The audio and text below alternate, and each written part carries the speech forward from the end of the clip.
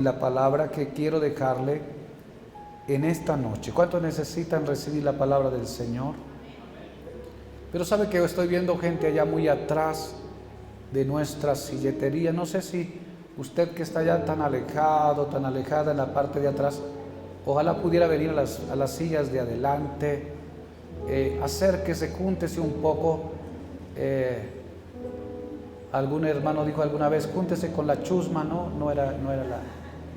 Júntese con el hermano, con la hermana, aquí adelante para que podamos aprovechar el espacio que tenemos en esta noche y estar un poco más cerca. Amén. Dios es un Dios fiel. Su gloria y su misericordia es para siempre. Quiero que vaya a la escritura rápidamente, al Evangelio de Juan, Evangelio según Juan. El capítulo 5 del Evangelio de Juan, y vamos a leerlo desde el versículo 2 en adelante. Y quiero dejarle solo una reflexión corta para poder orar luego por su necesidad, pues esta es una noche de oración por sanidad y milagros. Dice la Escritura en el libro de Juan: y hay en Jerusalén, cerca de la puerta de las ovejas, un estanque. Diga conmigo, un estanque. Un estanque llamado en hebreo Betesda, el cual tiene 5 pórticos. En esto yacía una multitud de enfermos, ciegos, cojos y paralíticos, que esperaban el movimiento del agua, porque un ángel descendía de tiempo en tiempo al estanque y agitaba el agua. Y el que primero descendía al estanque después del movimiento del agua, quedaba sano de cualquier enfermedad que tuviese. Y había allí un hombre, diga conmigo, un hombre que hacía 38 años que estaba enfermo.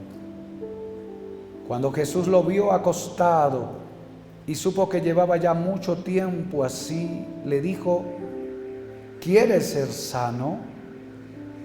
Señor, le respondió el enfermo, no tengo quien me meta en el estanque cuando se agita el agua, y entre tanto que yo voy, otro desciende antes que yo. Jesús le dijo: levántate, toma tu lecho y anda. Diga conmigo, y al instante, vamos, dígalo fuerte, y al instante, aquel hombre fue sanado y tomó su lecho y anduvo. Y era día de reposo aquel día. Amén. Vamos, aplauda la palabra del Señor, por lo menos.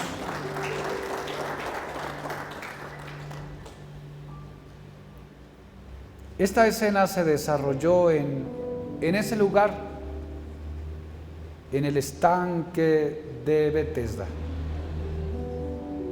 Era un lugar de sanación, de sanación. Muchos esperaban el movimiento del agua para ser sanados. Así que ese contexto nos muestra que allí había un grupo de gente que tenía fe. Diga conmigo, tenían fe. La gente tenía fe. Tenían fe en lo que sucedía allí, en ese estanque, en ese lugar. Algunos relatan que pudiera esto ser como una figura literaria nada más, pero no era solo eso, era una realidad para la comunidad de ese lugar. Y la gente tenía esa expectativa, tenía esa creencia, tenía esa fe en ese lugar, y seguramente no iban allí por causa de una leyenda. Debieron haber sucedido algunos eventos milagrosos para ellos.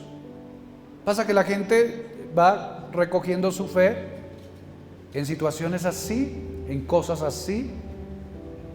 ¿Y por qué lo colocaron? Si quizás fue algún sentido de cultura que se desarrolló. Alguien debió experimentar algo sobrenatural en ese lugar. El relato de Juan dice que esto era real.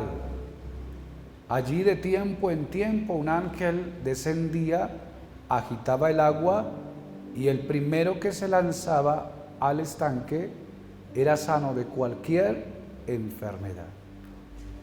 Si esto era real, la gente que iba allí era la gente que de alguna manera tenía esperanza. Diga conmigo, esperanza. Pero todos los que llegaban allí eran gente desesperada.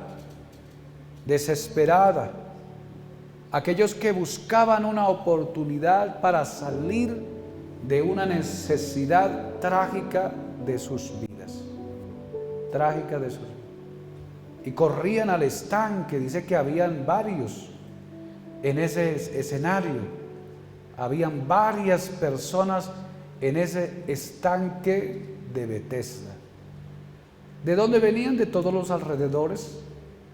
Porque habla de una multitud, no dice cuántos, pero habla de una multitud de ciegos, de cojos, de paralíticos, y todos estaban allí a la expectativa, porque según el relato parece que el ángel no decía cuándo iba a venir. Debían estar todos a la expectativa. Diga conmigo, a la expectativa. Todos tenían que estar a la expectativa, porque en algún momento dado el ángel descendía, las aguas se movían y el primero que se lanzara era sano. Jesús pasó por ahí y se encuentra con el paralítico y le hace la pregunta. ¿Quieres ser sano? Era la pregunta. Recuerda que el viernes pasado, o antepasado más bien, hablamos de Bartimeo y el Señor se acercó a Bartimeo, o pidió que se acercara y le preguntó, ¿qué quieres que te haga? Pero en esta pregunta aquí encontramos que el Señor le hace la pregunta a este paralítico y le dice a él, ¿quieres ser sano? ¿Quieres? Ya no era una pregunta de qué es lo que quieres, sino aquí ya le estaba ofreciendo, ¿quieres ser sano? Le dice el Señor a este paralítico. Y encontramos que el paralítico le responde al Señor. Señor, le respondió. A ver en cuál versículo está. Verso 7 le dijo, Señor, le respondió el enfermo, no tengo quien me meta en el estanque cuando se agita el agua, y entre tanto que yo voy, otro desciende antes que yo. Una respuesta, diga conmigo, una respuesta. Ahora quiero dejarle 3 cosas con respecto a esto, porque me parece que lo que está sucediendo acá es que se necesitaba sanar la fe del paralítico. Mire lo que le estoy diciendo. Se necesitaba que la fe del paralítico fuera sanada. La fe del paralítico fuera sanada. Porque el paralítico estaba ahí, y estaba ahí porque en su corazón había fe. ¿Cuántos dicen amén? Había fe en su corazón. Todos los que estaban allí tenían fe, porque en el lugar se decía que sucedían milagros, y todos los que necesitaban un milagro se acercaban al lugar. Eso quiere decir de que la población de enfermos que estaba allí tenía fe. Diga conmigo, tenían fe. Pero su fe tenía una deficiencia, porque la fe que tenían ellos estaba puesta en algo que no era trascendente. Habían colocado la fe en la leyenda, en el lugar, en lo que otros dijeron que sucedía de tiempo en tiempo. Y habían colocado la fe en algo transitorio. Quizás no era que no sucedieran los milagros, pero era en algo como no permanente, no trascendente. Era la fe en algo transitorio y ocasional, como un tanto volátil lo que sucedía allí. Pero más sin embargo, ellos habían puesto la fe en eso. Porque la gente había corrido el rumor y habían quizás sucedido eventos que hacía que la gente tuviera una luz de esperanza, tuviera una posibilidad para recuperarse. Y todos los que requerían esa recuperación o necesitaban algún tipo de intervención, se acercaron al lugar, venían al lugar, para esperar, diga conmigo, para esperar. Y entonces el paralítico, él viene ahí y llega ahí porque tiene fe. Pero ¿por qué necesitaba sanidad la fe de él? Porque la fe de él estaba puesta en el lugar equivocado. Amén, equivocado. La mayoría de la gente tiene fe. Toda la gente tiene fe en algo. Toda la gente cree en algo. Toda la gente cree en alguien. Y culturalmente hemos desarrollado un sinnúmero de cosas fantasiosas, mitológicas, en las cuales las personas colocan la fe. Colocan la fe en algo que no es a donde la fe debe estar puesta. Por eso digo que necesitaba sanidad o corrección esa fe que había ahí. Había fe porque en algún sentido ellos esperaban que algo iba a suceder, porque la leyenda o lo que decía allí era que había la probabilidad, entonces había fe. Por alguna razón usted, antes de venir a Cristo, a forma de creer en el Señor, antes en algún sentido tenía fe. Y usted había colocado la fe en algo, o había colocado la fe en alguien. Por lo general la mayoría de nosotros venimos de la tradición. Y la tradición colocó su fe, aunque tiene el mensaje de Cristo, aunque tiene la cristología y la palabra también, pero por causa de aquella necesidad como doméstica de las personas de poder tener algo donde pueda depositar su mirada y tocar, se levantó el ambiente de la iconoclastia, la idolatría. Y entonces hoy la gente que está en la tradición tiene fe, y tiene fe en los santos, pero no en los santos del nombre, porque el nombre de ellos ya prácticamente no están, pero las imágenes quedaron allí y la gente deposita la fe en eso. Se hincan, se persignan, les veneran, les prenden velas, les hacen procesiones. ¿Y por qué lo hacen? Porque ellos han depositado la fe en eso. Amén. Esa gente tiene fe. Fe. Otra gente desarrolla fe en otras cosas, en la Pachamama. Otra gente desarrolla fe en ambientes esotéricos, de religiones hinduistas, orientales.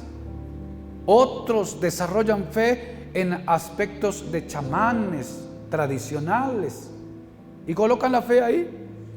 Y parece ser que algunas cosas de esas proporcionan algún sentido de resultado para las personas.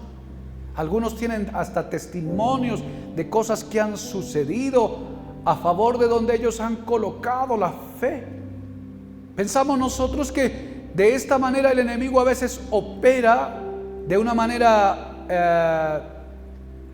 trastelón para cautivar la mente y la fe de las personas, y que de una manera indirecta le rindan adoración.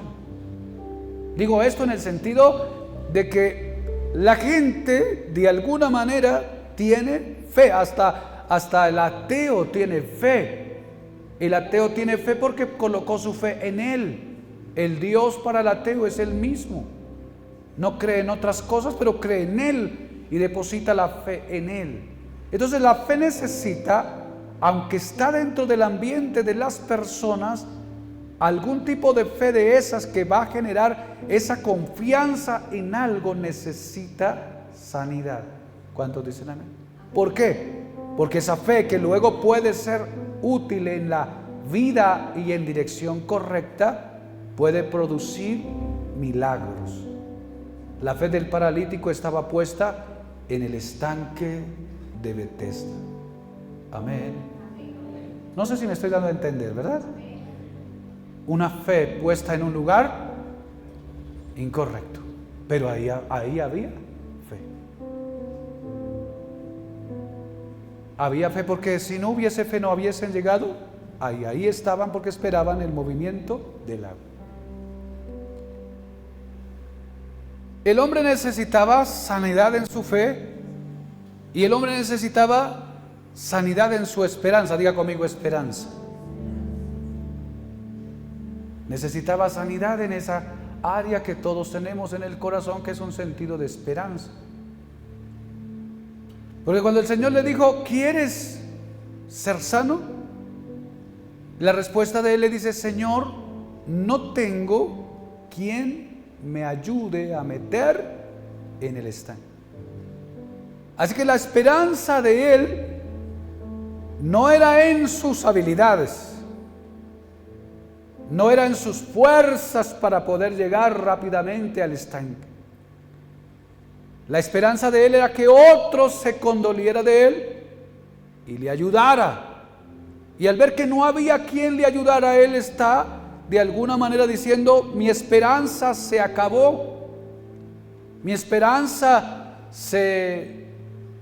prácticamente se eliminó. ¿Por qué? Porque no tengo quien me meta en el estanque. No tenía quien le metiera en el estanque. Pero esa respuesta de no tengo quien me meta en el estanque quiere decir de que él creía que para poder llegar al estanque necesitaba que alguien le ayudara.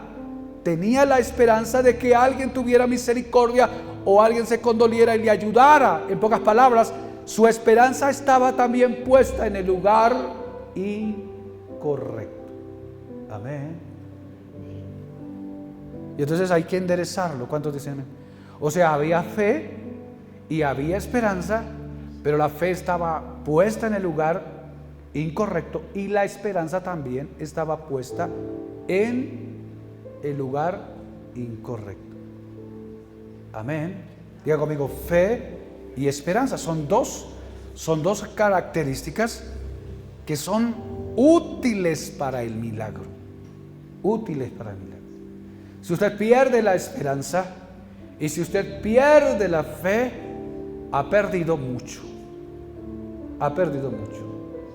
Pero si usted tiene fe y si usted tiene esperanza, pero la fe y la esperanza la tiene puesta en el lugar incorrecto, todo lo que tiene que es útil para que haya un milagro no va a servir de mucho. Necesita corrección, necesita dirección. Y entonces Jesús se presenta a él.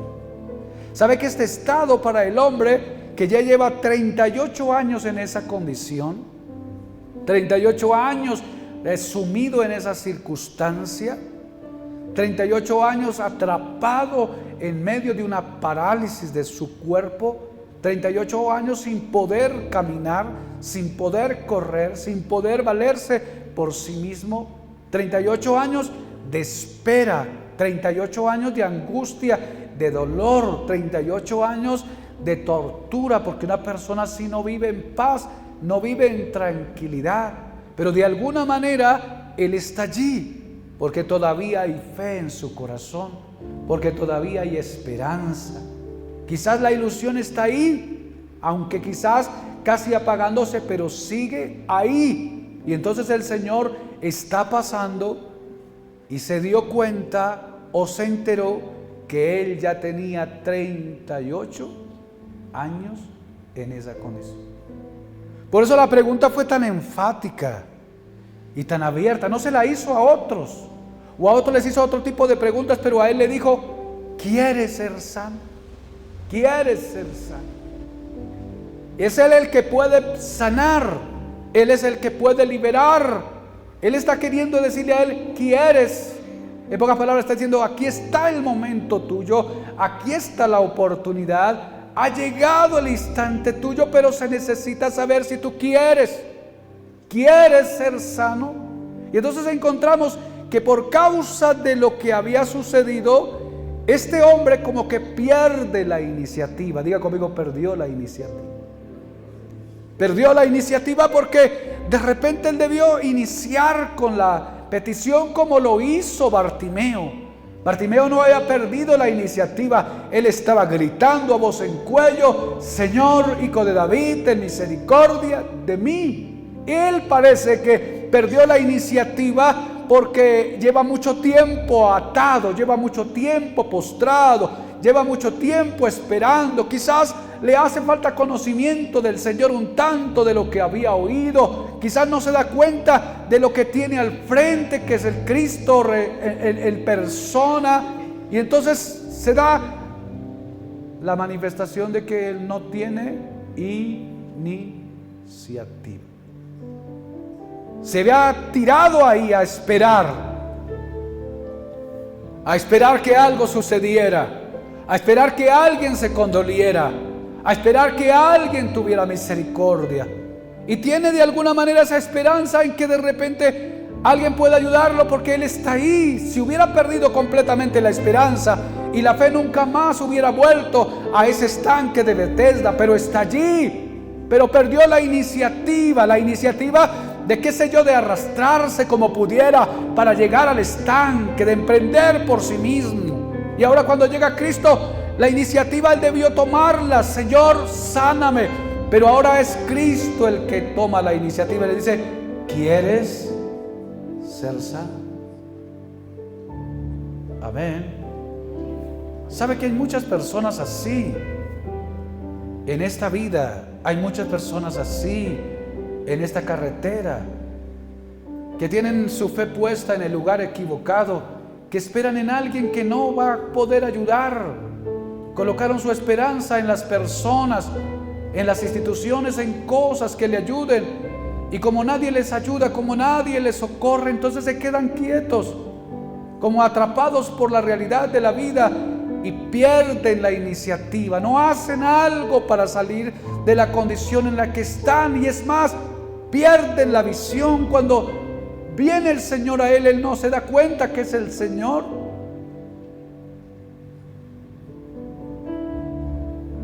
Toque a la persona que está a su lado y dígale: no permitas que la realidad, aunque sea cruel, te haga perder la iniciativa.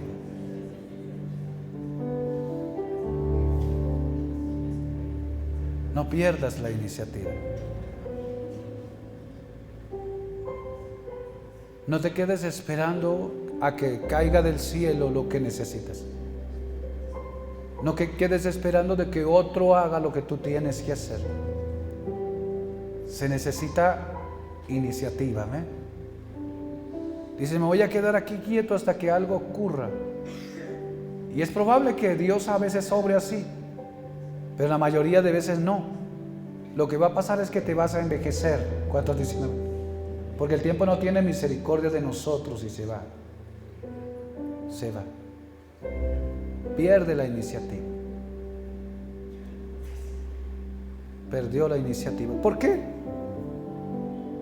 Quizás por los años que lleva ahí. 38 años enfermo. ¿Cuántas veces habría venido a ese estanque?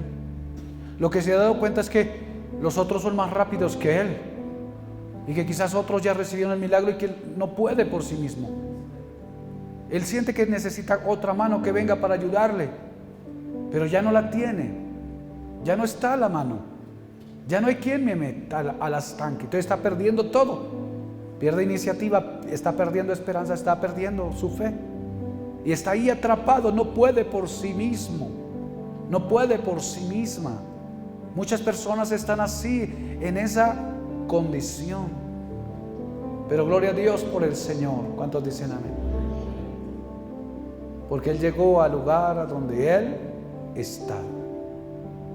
Como Él no podía ir a donde Él estaba, Jesús vino a donde Él estaba. Y le pregunta a Él, ¿quieres ser sano? ¿Quieres ser sano? Y la respuesta de Él fue una excusa, porque eso es una excusa. Señor, Él hubiera dicho, Señor, sí quiero ser sano. Pero la primera respuesta que da es que no tengo quien me meta en el estanque. Porque la fe de Él estaba en el estanque. Él sabía que el estanque tenía el milagro para Él, pero no era el estanque. El milagro estaba de frente. ¿Cuántos dan gloria a Dios por eso? ¿Cuántos aplauden al Señor?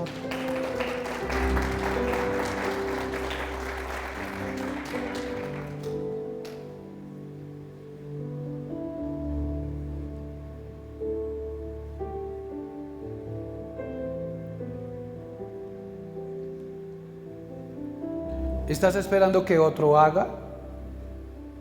¿O que otra haga por ti? No te mueves porque como que no eres capaz, como que no te da la fuerza, como que no te da el aliento, no te quieres como arriesgar. Esperas que otros hagan por ti lo que tú debes hacer. Si Él no hace, yo tampoco no hago. Y te quedas así atrapada y te quedas atrapado y no emprendes, no haces. Y te quedaste estancado y estancada en el camino y después te vas excusando. Es que no me dejaron, es que no me hicieron, es que no me ayudaron. ¿Y por qué estabas esperando que otro hiciera por ti? El otro quizás pueda ayudarte. El otro quizás quiera ayudarte. Pero hay una parte que te corresponde. Hay una parte que es tuya y que es con Dios, entre tú y Dios, y que Dios quiere usarte y que quizás no ha venido el milagro porque no has tomado la iniciativa, no has emprendido el viaje, el camino, y estás ahí esperando que algo suceda y de repente llevas tanto tiempo ahí que nada sucede. Nada sucede porque de repente nada va a suceder si no tomas la iniciativa. Diga conmigo, toma la iniciativa. ¿Cuántos solteros hay por acá todavía? Levante la mano, estamos con algunos jóvenes solteros.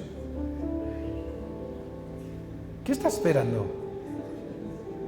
No tienes novia, no tienes, te estás envejeciendo. Toma la iniciativa, hermano. Toma la iniciativa. Y hoy en día las mujeres salen adelante. Ellas toman la iniciativa. A mí, gracias a Dios por mi esposa que me salió adelante. Si no, me hubiese quedado como Pablo. Había perdido la iniciativa por el temor, por el como el pánico, la falta de estima. Pero hablando comercialmente, laboralmente, uno tiene que tomar la iniciativa. Metas, trabajo, ¿sabe? El tiempo está ahí. Y a veces hay tanto tiempo que nosotros no lo aprovechamos o a veces lo aprovechamos mal. Hace falta emprender, hace falta decidir, hace falta romper y llevar a cabo la acción. Pero claro, él no podía porque estaba paralizado. Diga conmigo, paralizado. Su capacidad de movilidad estaba atada. Estaba atada. Y por eso el Señor se acercó con delicadeza, porque sintió compasión de él. Y cuando supo a 38 años, esto ya es un asunto que está cobrando familia para él. Se pregnó a la vida de él, se hizo parte de la vida de él. Y cuando él supo 38 años, dijo, no, esto no puede seguir así. Él merece ser sano. Amén. Y le dijo, ¿quieres ser sano? Y después de que él le responde allá en el verso 7, Señor, le respondió el enfermo, no tengo quien me meta en el estanque cuando se agita el agua, y entre tanto que yo voy, otro desciende antes que yo. Jesús le dijo, diga conmigo, Jesús le dijo, levántate, toma tu lecho y anda.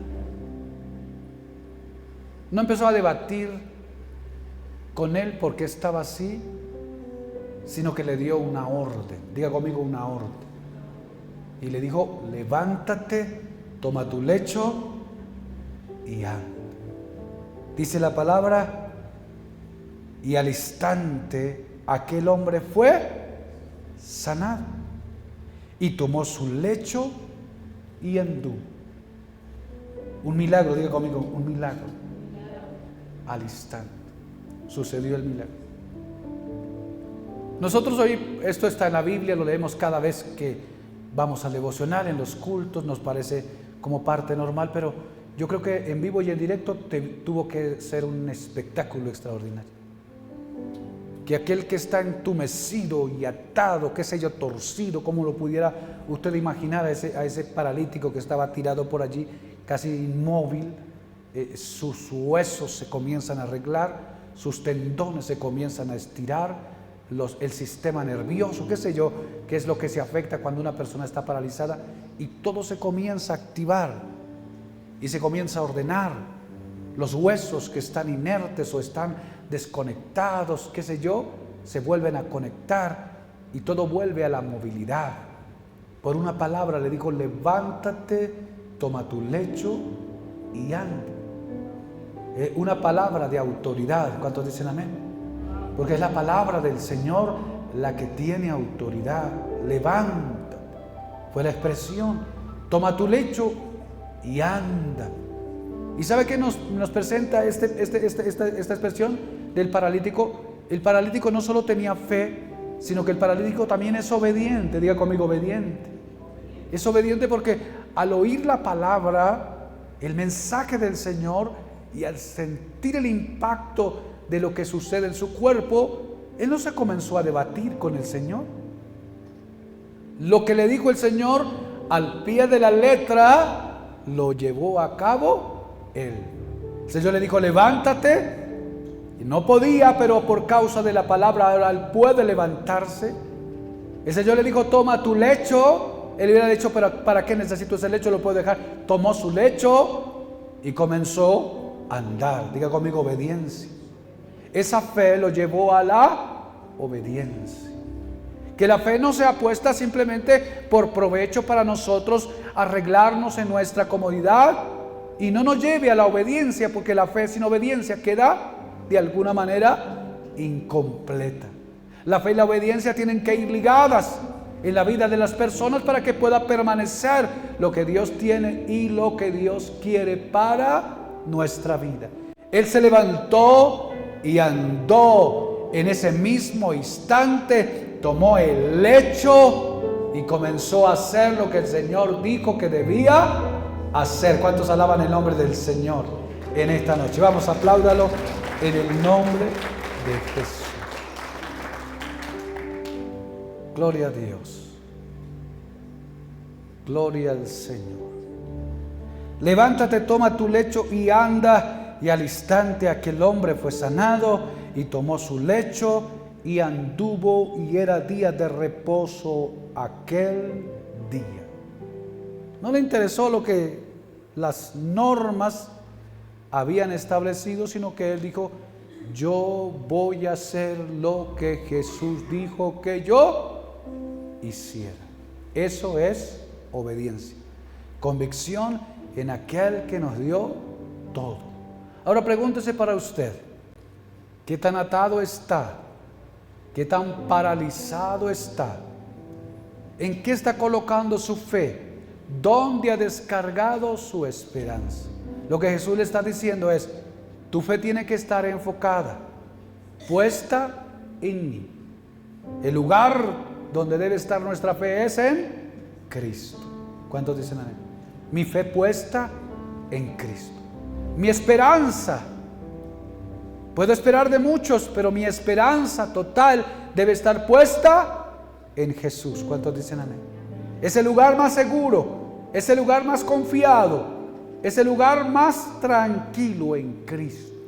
Si usted pierde la fe en Cristo y la esperanza en Cristo, ahí ya no tiene nada. Estás prácticamente en ambientes de nulidad. Pero si tienes la fe en Cristo y la esperanza en Cristo, entonces vas a oír la palabra del Señor. ¿Cuántos dicen la palabra de Dios? Y la palabra de Dios te da a ti los milagros. La palabra era levántate, levántate. Y la palabra de Dios es tan amplia y tan rica para nosotros que tiene tantas promesas y tantas bendiciones liberadas. Creemos la palabra y ahora obedecemos. Que no se quede incompleto el proceso, porque el Señor quiere para usted y para mí la obediencia, porque la obediencia de alguna manera es el camino seguro para una vida de victoria. ¿Cuántos dan gloria a Dios por eso? Una vida victoriosa. Colóquese de pie, por favor. Gracias, Jesús.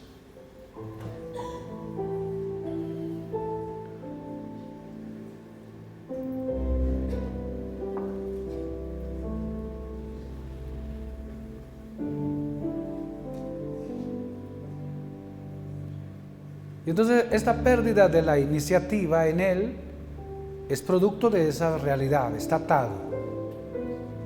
Es producto de la experiencia con la cual está lidiando. No ha podido conseguir lo que él necesita. Y está así. Nadie pudo ayudarlo, entonces perdió su iniciativa. No puedo por mí mismo, dependo de otros, pero no hay otros que me ayuden. Perdió su esperanza. Ahora necesita arreglar todo eso y el Señor vino para arreglar. Es el Dios de la Escritura, es Cristo. Es el que sabe nuestra condición y viene para ayudarnos. Es el que puede hacerlo todo. ¿Cuántos dicen amén? Y es el que está presente en cada lugar. Y yo quiero decirle a alguien que el Señor sabía en la condición que usted estaba y en esta noche vino para favorecerlo. ¿Cuántos dicen amén? Vino para favorecer.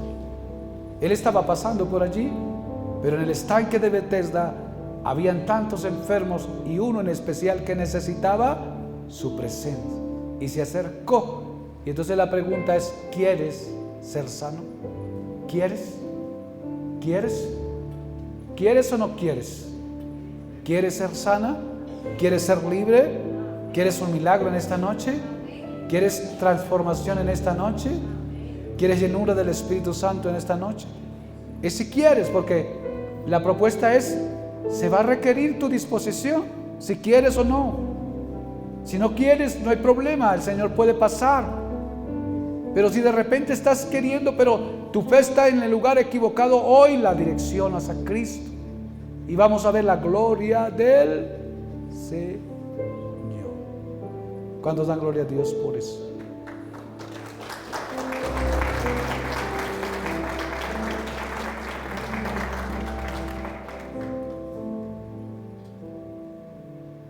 En esta semana, ¿cuándo fue?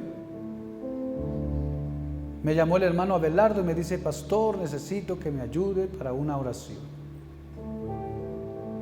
una visita en el hospital. Me dijo: estás desocupado, estás en la ciudad, tienes disposición. Mi nieto nació, pero nació, ¿cómo nació? Nació de la manera incorrecta, ¿cierto? Nosotros debemos venir de cabeza, ¿cierto, doctor? Es la parte natural de cabeza para nacer de cabeza.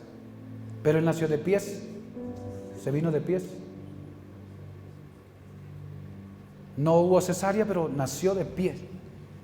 Y entonces el diagnóstico del médico es que la probabilidad es muerte, porque la sentencia es muerte. Tiene un porcentaje alto de muerte y lo tenían allá en los cuidados intensivos. No nos querían dejar entrar, ¿no, hermano Abelardo? Pero el hermano Abelardo gestionó, la persona se solidarizó y entramos con el hermano Abelardo. Y entramos allí con Ricardo, con su esposa, y entramos al lugar donde estaba. Íbamos a entrar allá donde estaban las, ¿cómo se les llaman esas? Las incubadoras. Pasamos allá en una salita, pero a Aarón, ¿cierto? Aarón. Pasamos por el lado de Aarón y no lo vimos, estaba en la esquina. Había uno, yo vi uno ahí, lo tenían ahí. ¿Por qué lo tienen separado? No sé por qué lo tenían separado, porque el diagnóstico ya era sirio. En las próximas horas probablemente, prepárense, ya estaba preparada la familia. No sé si su esposo había llamado al sacerdote para los óleos, algo así, porque la familia por parte de esposa es católica. Y nosotros entramos a orar. Entramos a orar. Por él, una preciosura de hijo de Dios. Y oramos, y está batallando ahí por la vida, y oramos con Ricardo, con su esposa. Oramos, declaramos la palabra.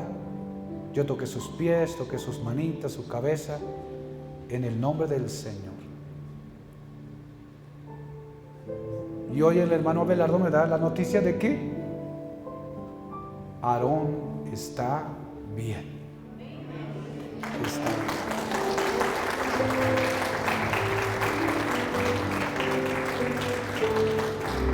Luego el médico cambió el diagnóstico, dijo en los primeros 3 meses hay que tener mucho cuidado porque esto está con el asunto acá, y ahora ya dice no, otros días más, está en el proceso de mejora, y creemos que la muerte prematura, la muerte repentina tuvo que huir, y la vida de Aarón será una vida de testimonio, y por causa de eso entonces hay felicidad en la casa de mi hermano Abelardo. ¿Cuántos están felices por eso?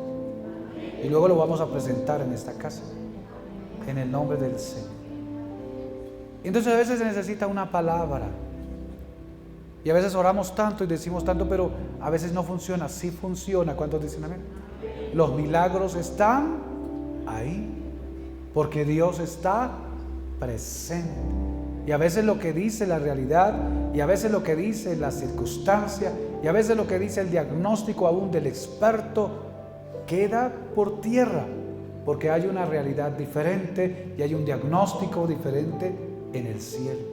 Este hombre llevaba 38 años, todos los que estaban ahí ya no le ayudaban, los otros compañeros seguramente miraban cuando nunca, ¿para qué llegar acá?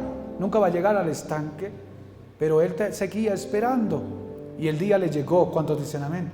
El Cristo de la gloria se presentó, y en ese día le dijo: ¿quieres ser sano? ¿Quieres ser sano? Y luego le dio la palabra, la orden del mensaje, y le dijo: levántate, toma tu lecho y vete a tu casa.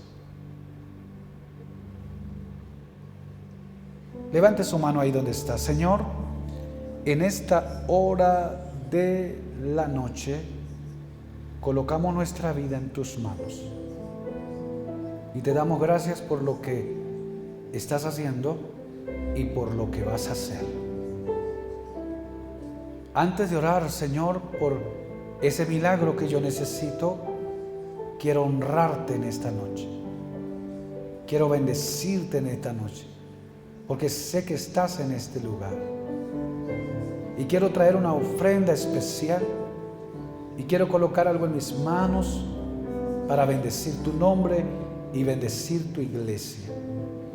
De lo que he recibido de tus manos, he traído a este altar lo consagrado de mi casa, de acuerdo a lo que dice tu palabra, porque tu palabra dice que nosotros, si damos, recibimos.